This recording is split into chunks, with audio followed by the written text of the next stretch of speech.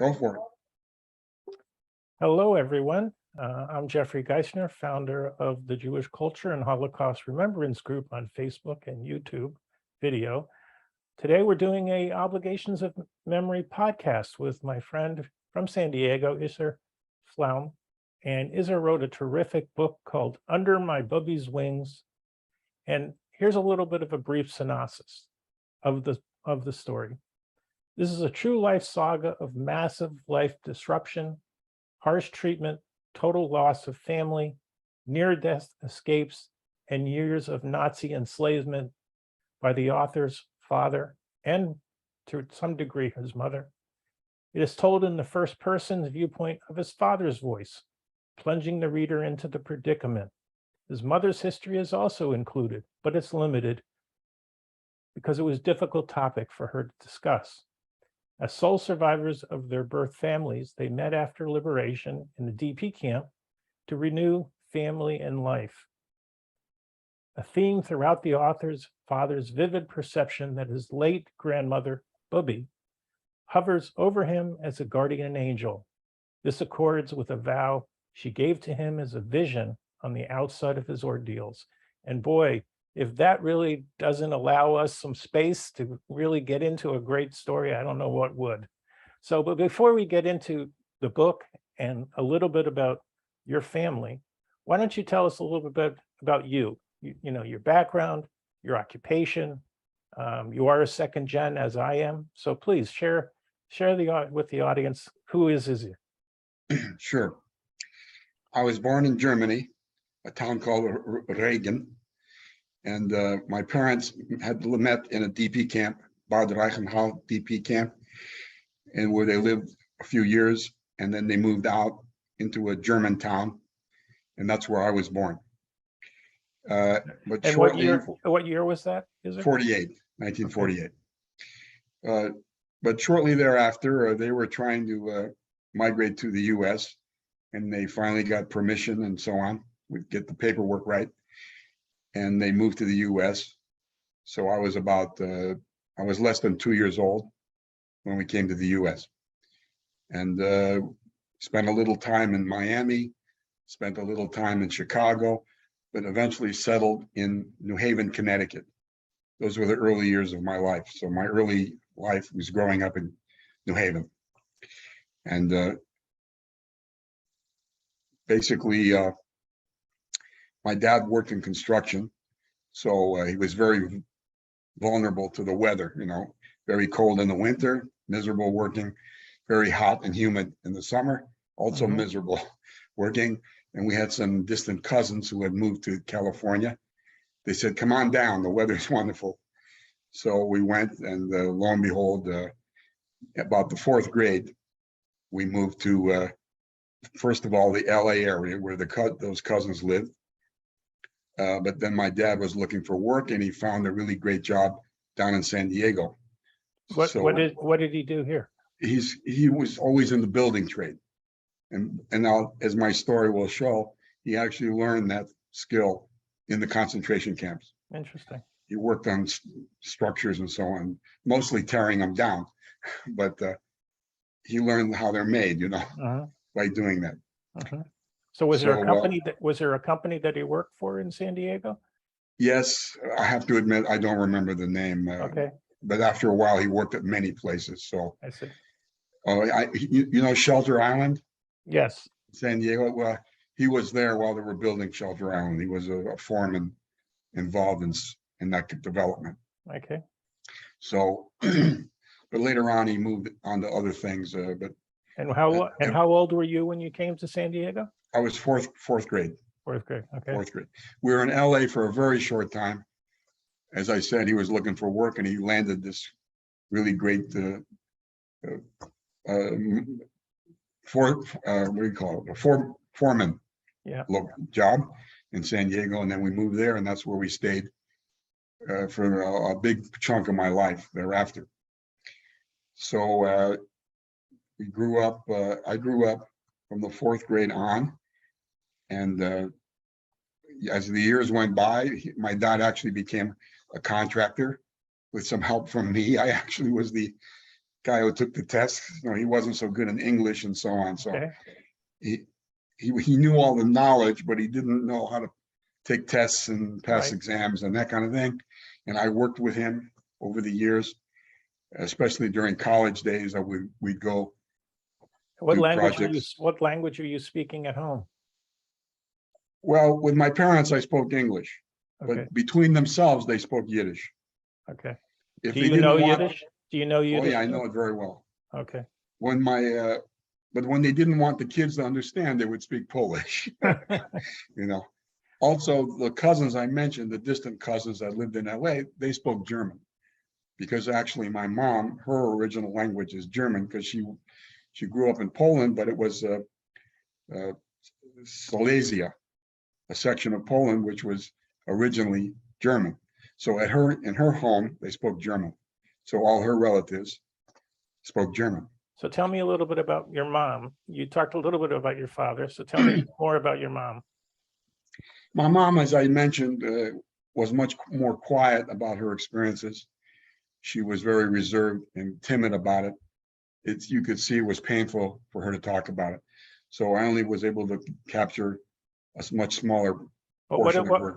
did your mom stay home? Yes, she was a stay-at-home mom. She raised the kids, and that's basically it. And how many brothers and sisters do you have? I had a sister, unfortunately, a few years ago, due to health issues, she passed away. My condolences. Yeah. So that's it. I grew up and I went to San Diego State, the university, which was very close to where we lived.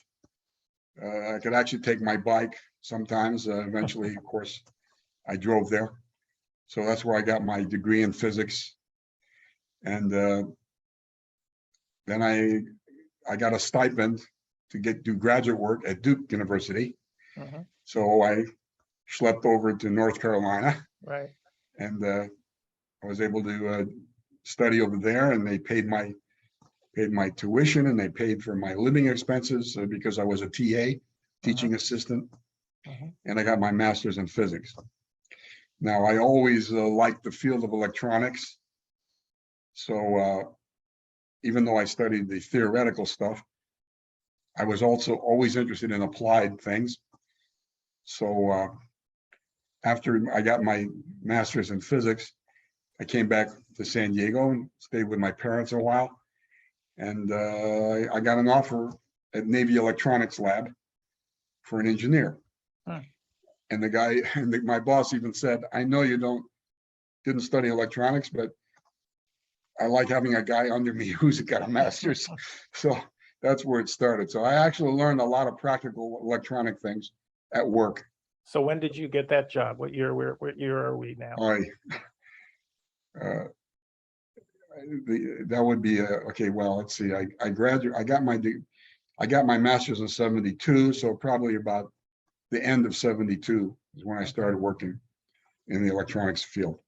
And you were working for the Navy? I started, Navy Electronics Lab down in Point Loma. Yep. It had a beautiful cafeteria up on the second floor. You could see the whole bay and the city of San Diego in the background. And that's when I learned that the civil service jobs are quite comfortable. 2-hour lunch breaks in the morning, 2-hour coffee break in the afternoon, that kind of thing, schmoozing in the cafeteria and overlooking all the battleships and the bay and San Diego. And our listeners really don't have an understanding how beautiful that is. Oh, it's, They often say that coming to San Diego, we live here, but people come here for their vacation all year around, and we don't appreciate what we have in front of us every day. Yeah, it's picture postcard view, of the whole downtown San Diego and the bay and Coronado Island across the water, and it was great.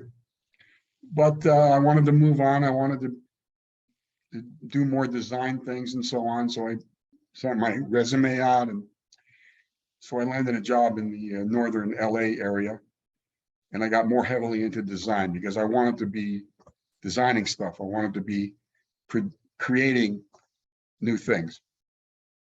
And so I did. I got into that. And what company did you work for in North? That was I worked for many companies, so it's hard for me to remember all the details, but at the moment it slips my mind. Okay. But it was an aerospace company, and I worked on mine hunting sonars and things of that type. And I did design work, and that's when I was living in LA, and I started looking around for female companionship. That's when I met my wife in LA, and then we got married. And the first thing she said is, "How much do you make?" I told her. She said, "Update your resume." So I updated my resume and started moving around. And when you move around, you go up in salary too. Right. So Yeah. and you get new experiences. So actually for a lot of my career, I was actually a consultant. So I didn't even become an employee. I hopped around doing little projects. When that was done, I would move to another project. So So if you look at my resume, what would you right, say is your expertise as a career? digital electronic design, both hardware and software. Okay. So if you look at my resume, it's like a who's who of aerospace and high-tech companies in Southern California. And I did commercial things. I worked on some of the stuff I was most proud of is worked on ultrasound equipment, like when you go to the doctor and they scan you and check what's inside of you. I worked for Philips Ultrasound. They may actually be using equipment, some of which I contributed some of the technology to. Very interesting. So that was a very, very satisfying career. Okay, so when did you retire? I retired, I would say about 4 years ago, 4 or 5 years ago. Okay. And that was it. And also that's when I started getting interest in, because I had time on my hands, and I started remembering, my parents had already passed, but I started remembering kind of a buried obligation to tell their story. Well, that's a great segue. So let's start there. But I want to go all the way back to where your father grew up and his family customs, whatever you know. Same thing with your mother. So let's start there before we get into the heaviness of the camps and the work that he was doing. I want to hear about the customs that your parents may have talked to you about growing up where they had. So your father in Germany, your mother in Poland. No, my father, both in Poland. Both in Poland. Okay. Both in Poland, but my mother was in Silesia, which is a German-speaking part of Poland. Actually, the Poles took it from the Germans in World War I. I see. Okay, so at home they spoke German. My mom, my dad, they spoke Yiddish, but also Polish in the streets. And so my father's family was religious, very religious.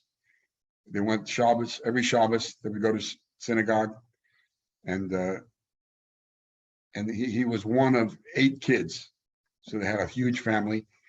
And his mother was more religious than his father, and she made all the boys put on tefillin every morning. They had the daven, and they had to, when they came for breakfast, they had the vow that they put on their tefillin, and once in a while they had to vouch for each other in case one cheated, to tell her, yeah, he put on his tefillin, So they were religious that way. They were not Hasidic, but they were, let's say, Orthodox.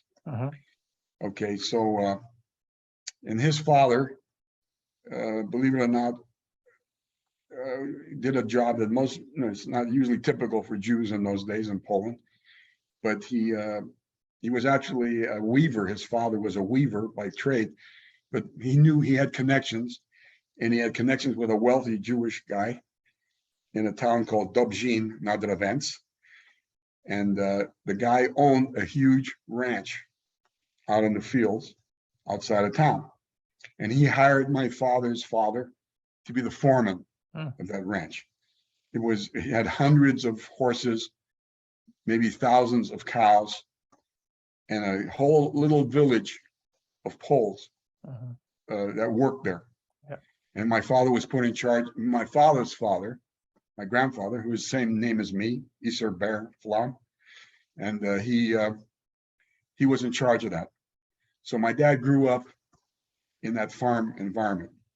In fact, he said every day when he was a baby, they would bathe him in milk. Huh. They had milk coming out their ears, So they would just bathe. So what kind of education did your father have? What kind of career did? Well, he after a few years, that farm was sold to a non-Jew who basically got rid of my father's father.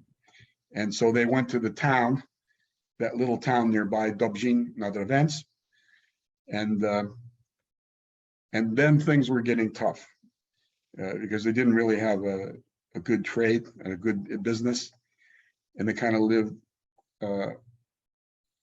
by the generosity of a baker's family, which was very dear to them.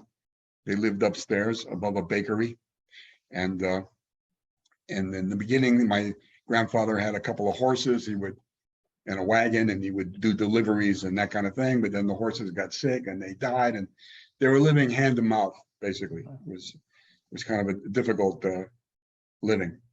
And two of my father's brothers, the older ones, were working as down in the bakery, learning the trade. Right. So you're eight brothers and a very difficult. 8 brothers and sisters. 8 brothers and sisters. Yeah, and a lot of people to feed. Yeah, a lot of people to feed. And in fact, that was a part of the problem, the difficulties. They would have to eat lean most of the week.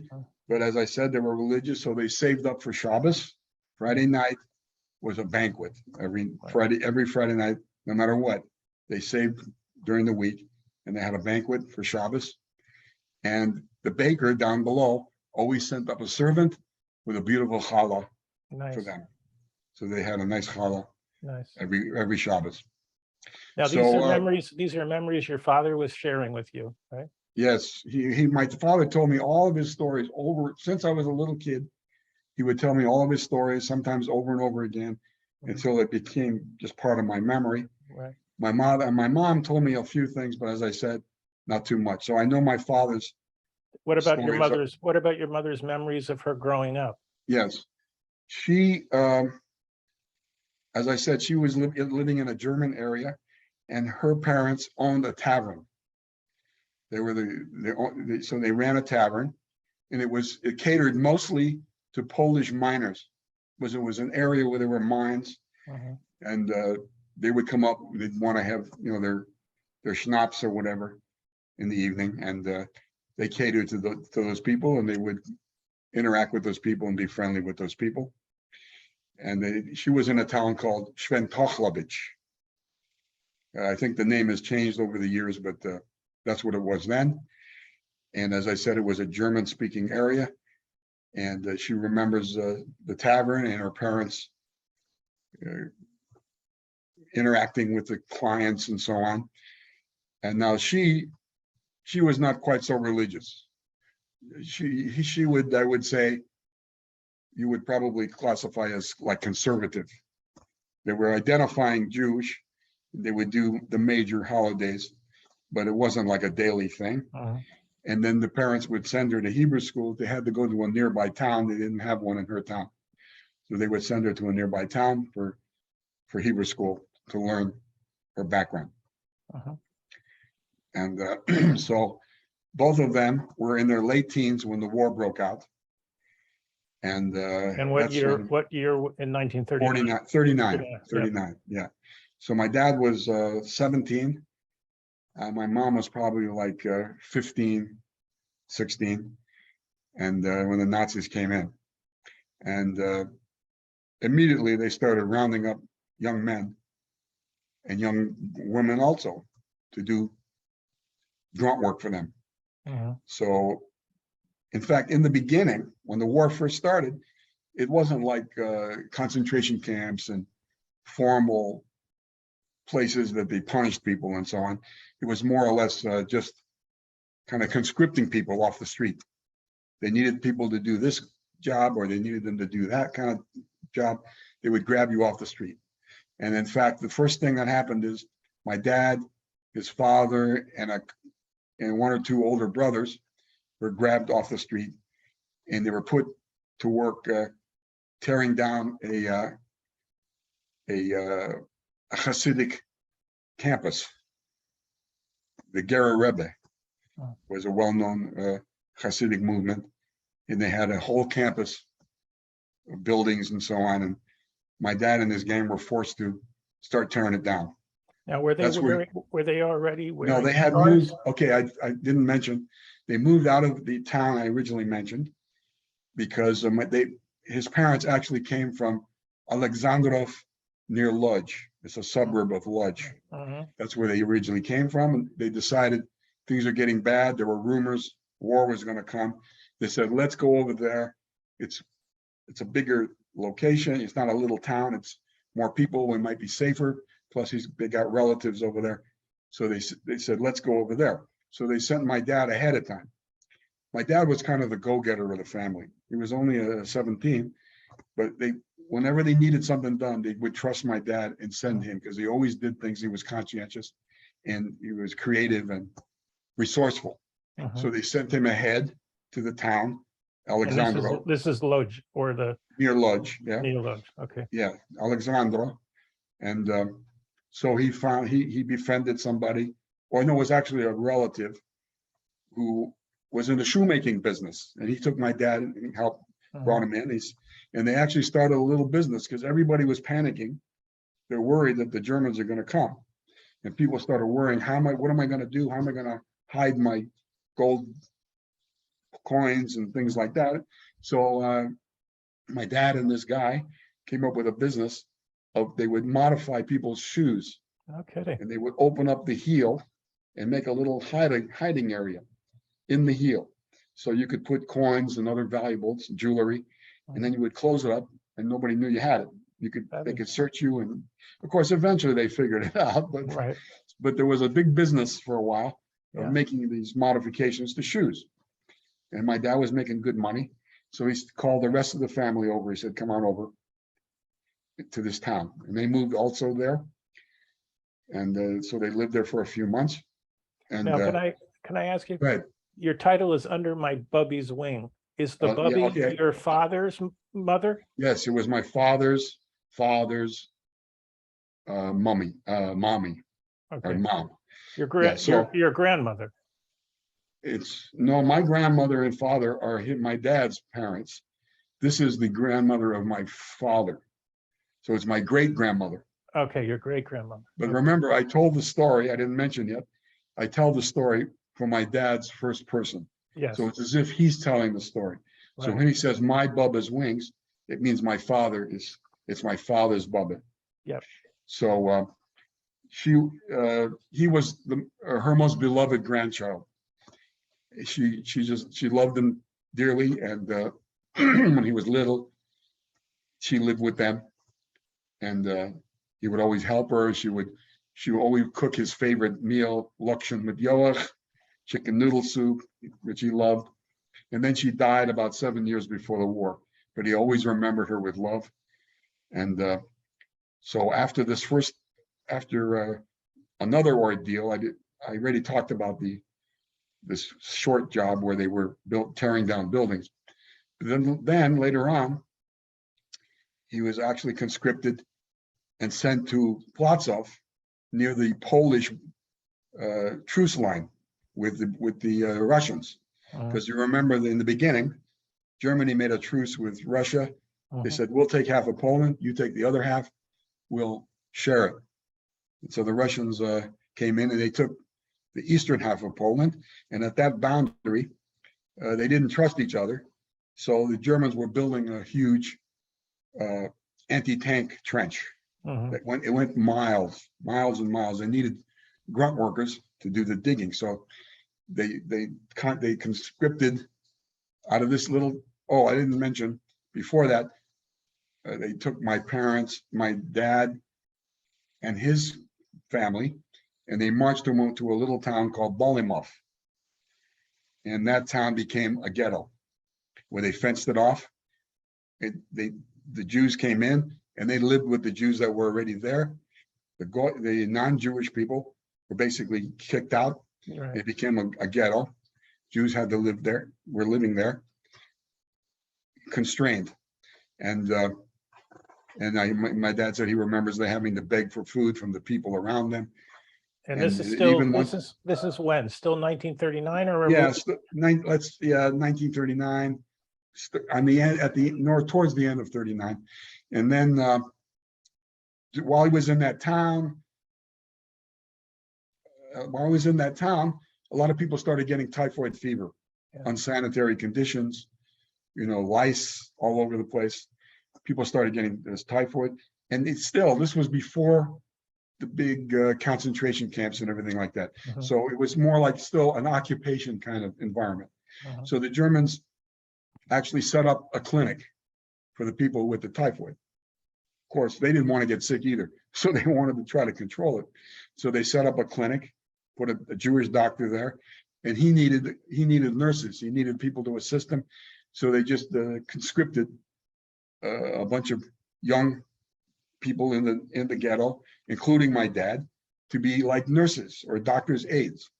So he went to that clinic, and and the doctor loved him. Again, he was very creative and very resourceful. So he put him in charge of the other nurses, and he got some experience helping people that were sick and so on. And he actually got typhoid the first time in that environment, but he got through it and he survived that. But then as time went on, they conscripted him again. This time they sent him to that town I told you, Platzov, near the Russian truce line, to go dig the trench. So they took about 40 or 50 young people out of that town, Bolimov, and sent them over there. So my dad went with all these guys, and he said horrible living conditions.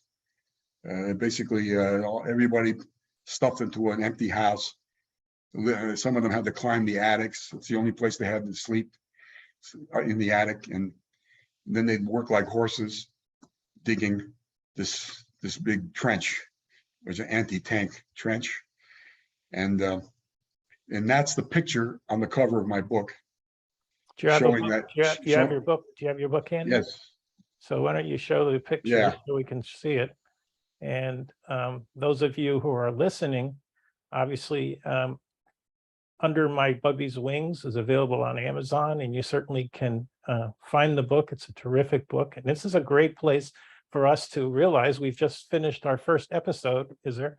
So we're going to take a break here, and we're going to come back on the other side, and we'll hear more about Iser's family and how this book came to be and the power of the book. So stay with us for our episode number 2.